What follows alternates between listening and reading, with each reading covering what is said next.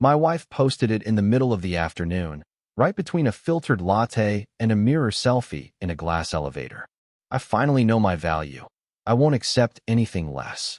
It had a clean font, confident spacing, the kind of sentence people repost without asking questions.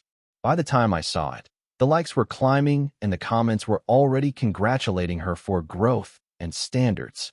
I was standing in a warehouse bay, watching a pallet get lowered too fast. The forklift operator froze when I raised my hand. The pallet settled. No damage. Everything continued like it always did. Quiet. Controlled. Invisible. That night, she moved through the apartment with that new energy she'd been practicing.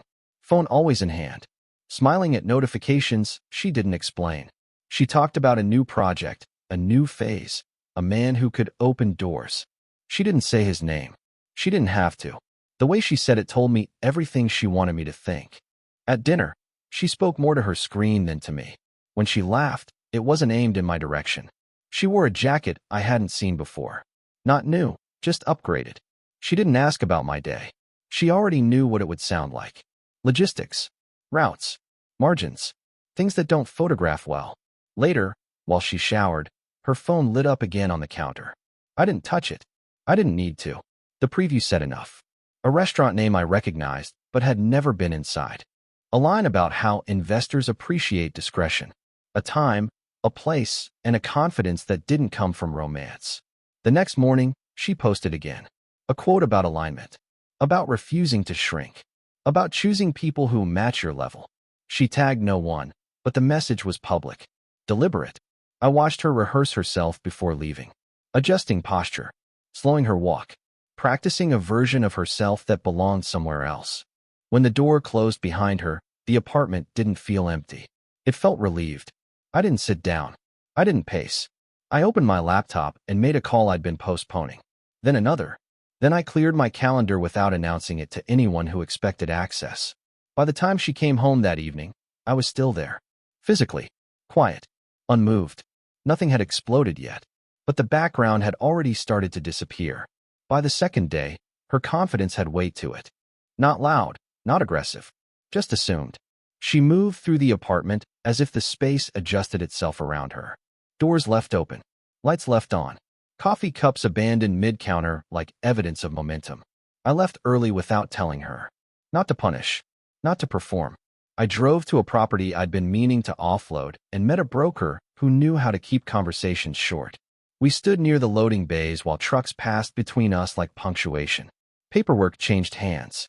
A decision I'd been sitting on for months was suddenly finalized in under an hour. Around noon, my phone buzzed. A mutual contact. Someone who liked to stay useful. He mentioned seeing my wife the night before. A restaurant with a view. The kind of place where menus don't have prices. He didn't sound judgmental, just observant. He said she looked focused, purposeful, like someone negotiating without paperwork. I thanked him and ended the call. I didn't ask questions. I didn't need names. The pattern was already clear. When I got back to the office, my operations manager mentioned a delay on a route I usually approved myself. I told him to reroute without waiting for me. He hesitated, then nodded.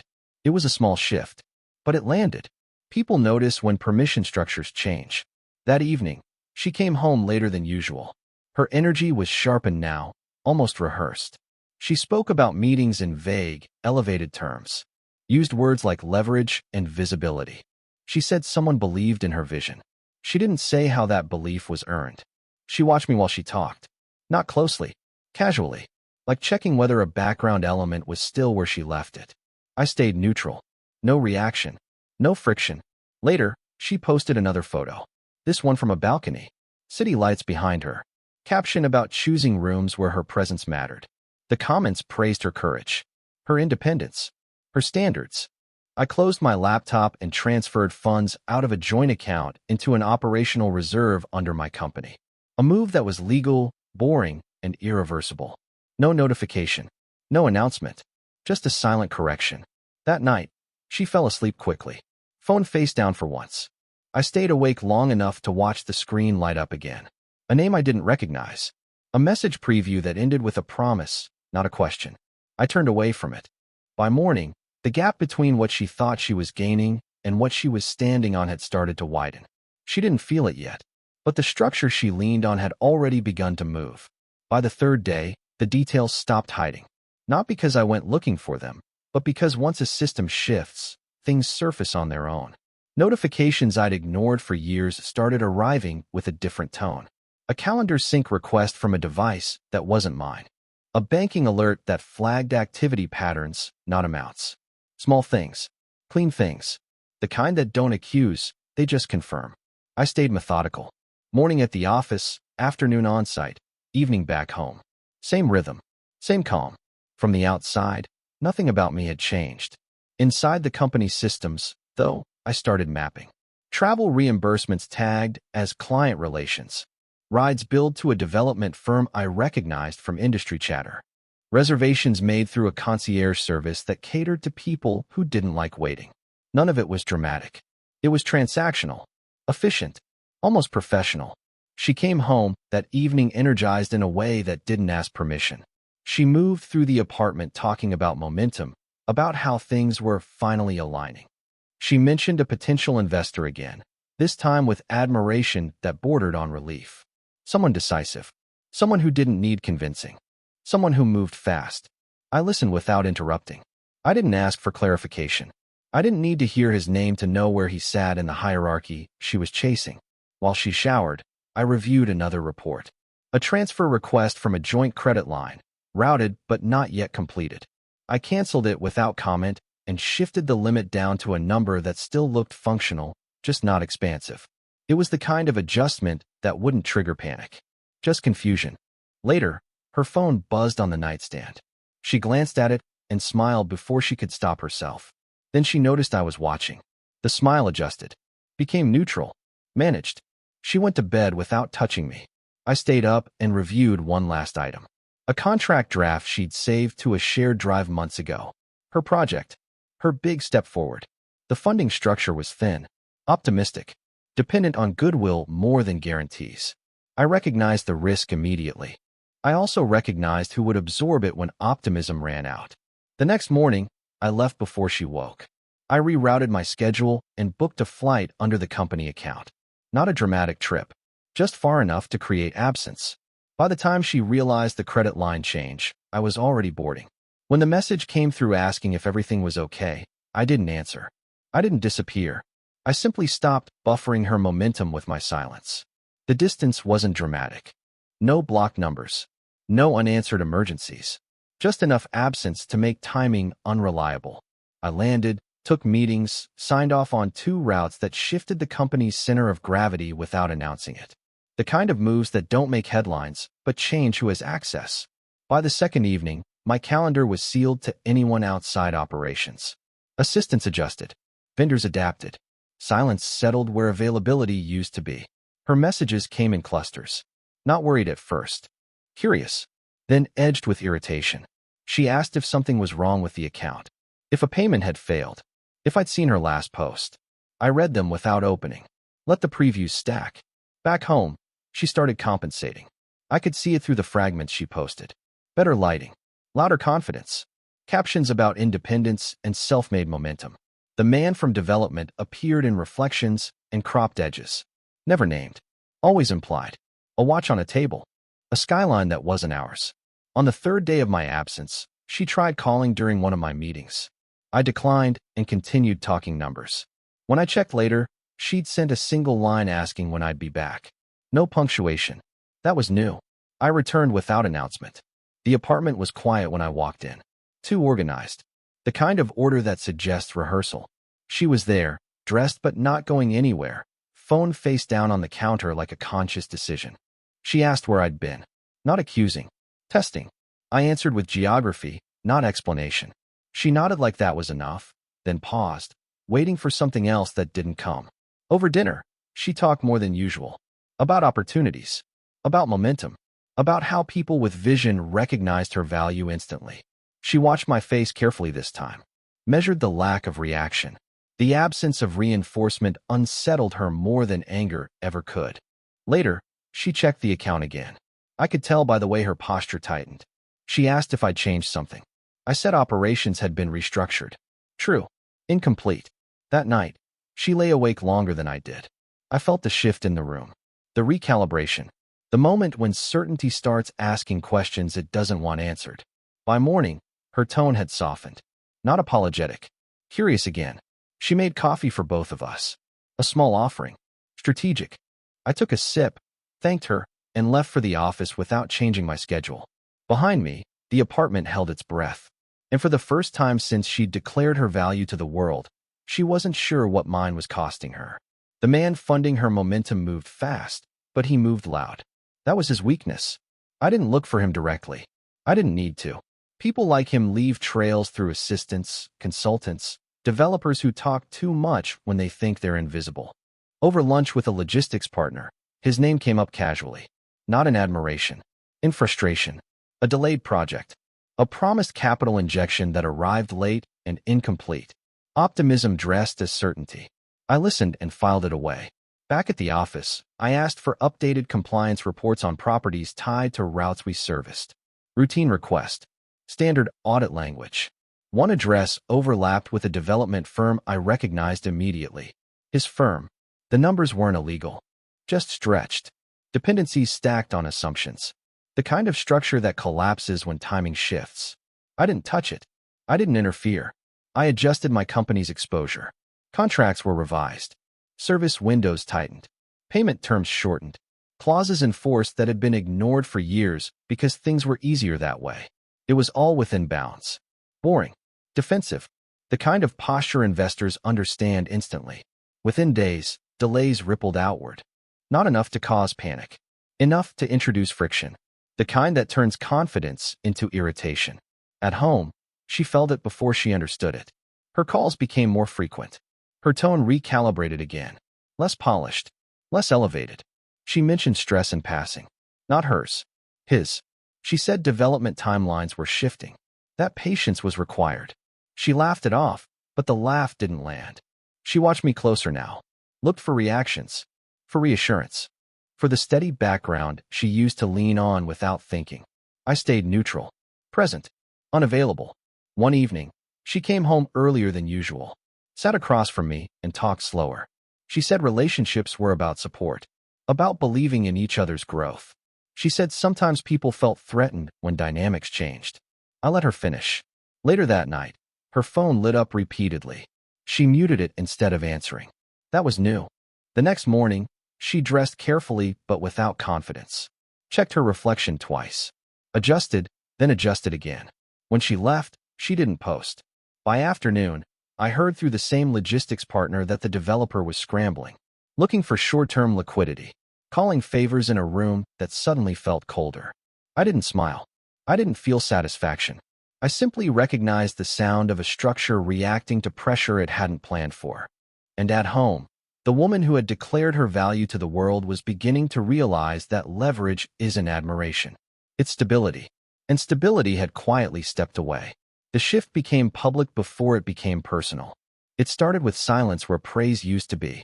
Her posts still went up, but the engagement thinned. Comments became generic.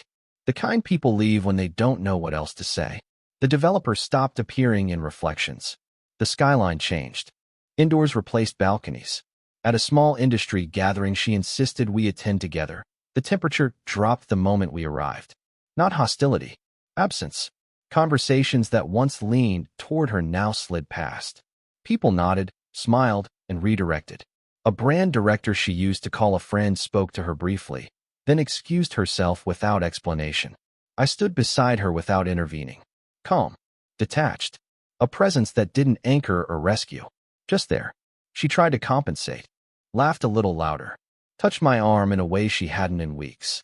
Mentioned her project in optimistic terms. No one asked follow-up questions. Across the room, someone said quietly that timelines were being reevaluated. Another mentioned funding delays like it was old news. No one looked at her when they said it. That was the part that landed. On the way home, she was quiet. Not reflective. Alert. Like someone recalculating under pressure. At home, messages came through while she paced. Her phone stayed in her hand this time.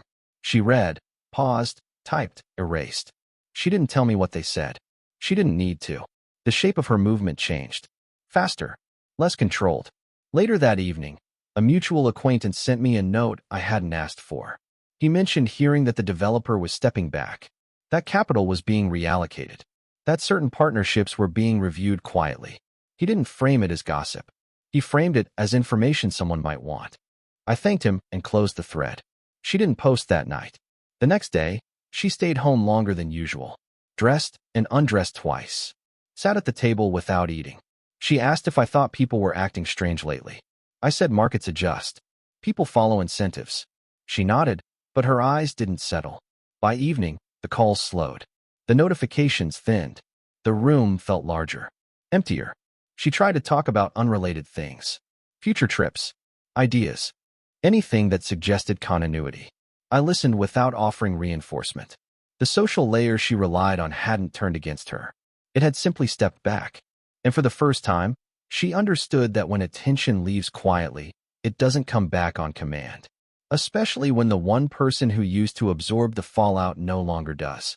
Isolation didn't arrive all at once. It settled in layers. First, the invitations stopped coming.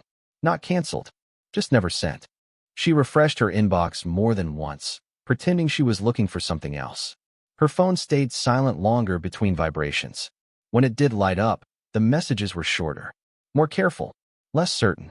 She started hovering around me again. Not the way she used to, casual and assured, but cautiously, like someone approaching a door they weren't sure was still unlocked. She asked questions she already knew the answers to. About my schedule, about where I'd been, about whether I was planning any trips. I answered directly and without elaboration. At work, she tried to regain footing. I could tell by how she dressed in the mornings. Less experimental, more conservative, clothes chosen to reassure, not impress. She left earlier, came home earlier. The confidence she once wore like armor had thinned into something brittle. One afternoon, she came home and set her phone down harder than necessary. She didn't say anything at first, just stood there, like she expected the room to respond. When it didn't, she sat. She mentioned that her main contact had gone quiet, that timelines were being reassessed, that people were suddenly asking for deliverables instead of promises. She framed it as temporary, external, market-driven. Her voice didn't fully believe it. I nodded and continued reviewing a report. That was the moment she realized I wasn't going to fill the silence for her anymore. Later, she tried another approach. Warmth, familiarity. She brought up memories, trips we'd taken, jokes only we shared. She laughed first, then waited for me to follow. I acknowledged them without engaging. The distance between acknowledgement and participation stretched thin and sharp. That night, she stayed awake, scrolling through old photos she hadn't looked at in months. I could see the glow from her screen reflected faintly on the wall. Images of events, dinners, rooms full of people who no longer reached out. The next morning, she didn't post. She stayed home instead, said she wasn't feeling well. Watched me get ready like she was memorizing the routine. When I left, she stood at the door longer than necessary, like she might say something important and didn't know how. At the office, my day moved forward without interruption. Decisions made, routes adjusted. People relied on me the way they always had. Quietly, consistently. When I came home, the apartment felt smaller. She was there, sitting on the couch, phone untouched beside her. For the first time since she announced her value to the world, she had no audience. And for the first time, she wasn't sure who she was performing for anymore. She chose the evening carefully. Dinner was quieter than usual. No phone, no background noise. The table set with intention instead of performance. She waited until the plates were cleared before speaking, like timing might soften the impact. She didn't accuse. She didn't confess. She asked questions framed as concern. About distance. About change. About whether something had shifted between us that she'd missed. She spoke slowly, watching for cues, calibrating in real time. I let her finish. The silence afterward wasn't punishment. It was exposure. Without interruption, her words sat in the room exactly as they were. She tried again, softer. She mentioned pressure, expectations, how people sometimes made compromises in fast-moving environments. She said success demanded flexibility. She said it wasn't personal. I didn't argue. I didn't ask who or when or why. I stayed still, present, unreachable. That's when her tone changed. Not dramatic, just urgent. She said she felt like she was losing everything at once. That momentum had stalled. That doors she thought were open were suddenly closing without explanation. She said she didn't understand how things unraveled so quickly. I told her operations shift when assumptions fail. That was all. The simplicity of it landed harder than confrontation ever could. She stared at me like she was waiting for the rest of the sentence. There wasn't one. She stood up and paced. Tried to pull the conversation into emotion, into reassurance, into familiar roles. She asked if I was still with her, if I was planning to leave, if this silence meant something she should be afraid of. I said I was exactly where I'd been. The difference was that she no longer knew what that meant.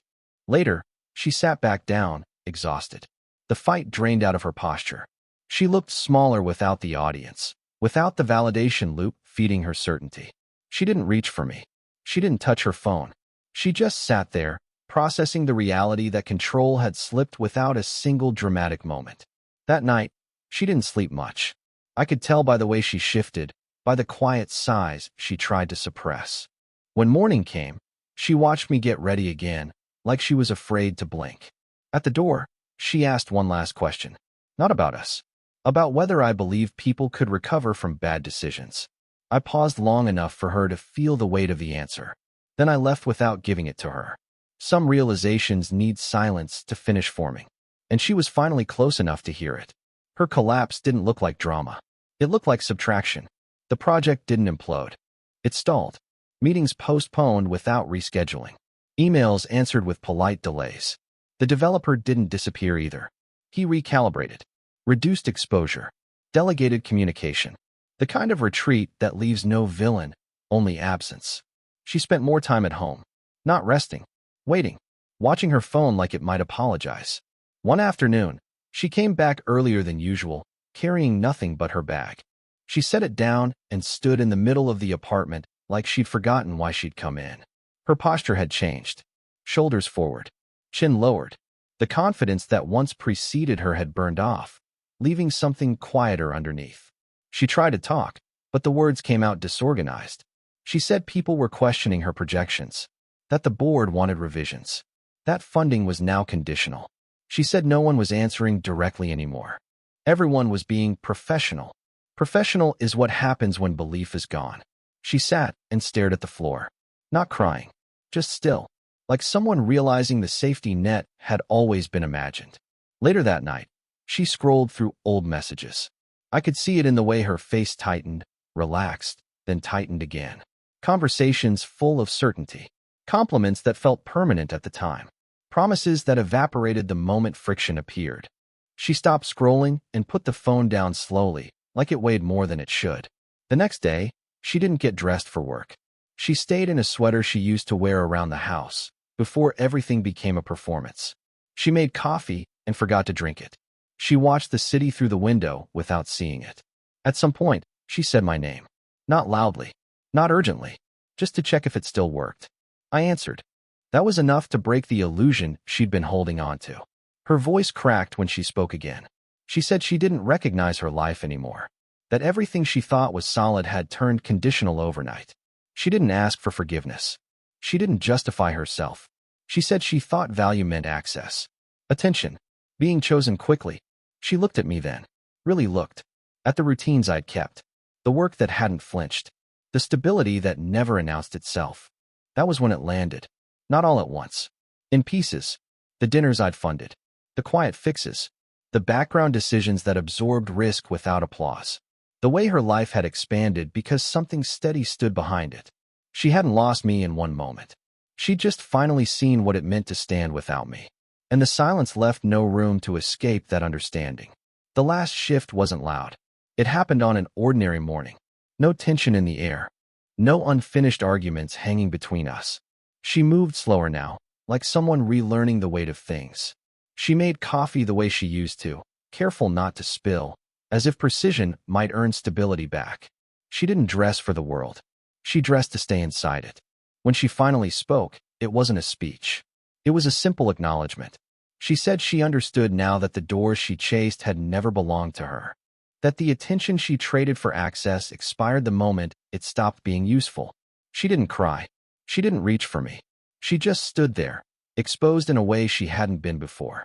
I listened. She said she wanted to fix things. Not the project. Not her reputation. Us. She said she knew that whatever came next couldn't look like before. That she wasn't asking to be carried anymore. Just considered. I didn't answer right away. I finished getting ready. Put on my jacket. Picked up my keys.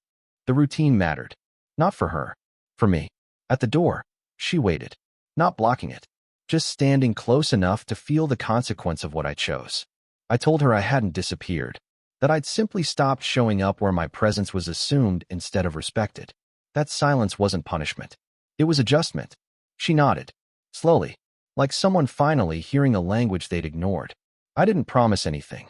I didn't threaten anything. I told her that whatever remained would move at my pace now. On terms that didn't need explaining. That stability wasn't loud, and it wasn't fast. And it didn't negotiate with performance. She didn't argue. She stepped back. That was the moment everything changed. Not because I left. I didn't. Not because she broke. She already had. But because the balance shifted without force. Without witnesses. Without a single public word. 3 days earlier, she had told the world she knew her value. Now she stood in silence, understanding what it actually cost. I opened the door and paused just long enough for the space between us to feel permanent if I chose it to be. Then I walked out. Not to disappear, but to make sure that if I ever stayed, it would be because I was chosen for who I was. Not for what I made possible. Support the channel by liking, commenting, and subscribing. I promise even more interesting stories.